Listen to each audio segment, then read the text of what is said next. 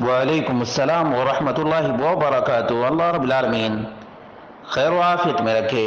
سوال یہ تھا کہ زنا اور والدین کی نافرمانی کی سزا دنیا ہی میں مل جاتی ہے تو کیا پھر آخرت میں بھی اس کی سزا ہوگی؟ اس کا جواب یہ ہے کہ اللہ کے رسول صلی اللہ علیہ وسلم نے فرمایا کل ذنوب یؤخر اللہ منها ما شاء الى یوم القیامہ الا البغی وعقوق الوالدین او قطیعۃ الرحم يعجل لصاحبها في الدنیا قبل الموت۔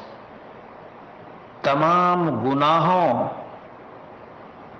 کے عذاب کو اللہ رب العالمین قیامت تک ٹال دیتا ہے سوائے ظلم کے، ظلم زنا نہیں، ظلم کے اور والدین کی نافرمانی کے یا رشتہ داروں سے رشتہ توڑنے کے گناہ کو اللہ رب العالمین دنیا ہی میں اس کی سزا دیتا ہے، موت سے پہلے ہی دنیا میں سزا دے دیتا ہے۔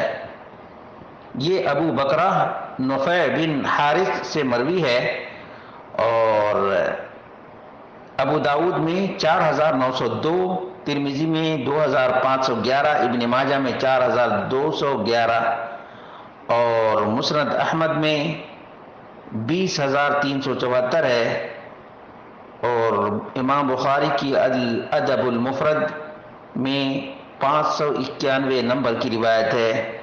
معلوم یہ ہوا کہ ظلم سے آدمی کو بچنا چاہیے، ظلم، زیادتی، اور اسی طرح سے رشتہ داروں سے رشتہ جوڑنا چاہیے، رشتہ توڑنا نہیں چاہیے۔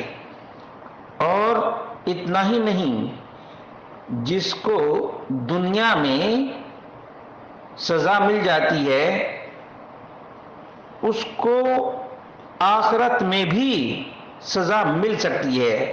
دنیا میں کبھی اللہ رب العالمین ایک جھلک دکھاتا ہے تاکہ توبہ کر لے۔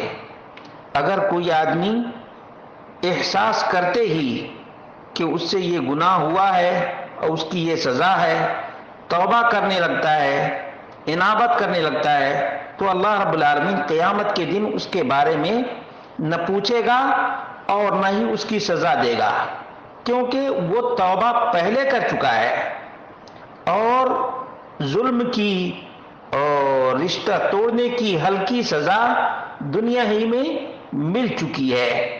اس لیے اگر کوئی توبہ نہیں کرتا ہے تو دنیا میں بھی ہلکا عذاب اور آخرت میں بھی سزا۔ معلوم یہ ہوا کہ یہ حقوق العباد سے متعلق، یعنی ایک تو حقوق اللہ اور دوسرے حقوق العباد۔ حقوق العباد کا معاملہ بڑا ہی اہم ہے، بندوں کے حقوق کا معاملہ بہت ہی اہم ہے۔ اسی لیے آدمی کو قطع رحمی سے، رشتہ توڑنے سے اور اسی طرح سے ظلم اور زیادتی سے جہاں تک ہو سکے بچنا چاہیے۔ ظلم و زیادتی کا معاملہ بڑا ہی خطرناک ہے، یہاں تک کہ اللہ رب العالمین کافر پر بھی ظلم کی اجازت نہیں دیتا ہے۔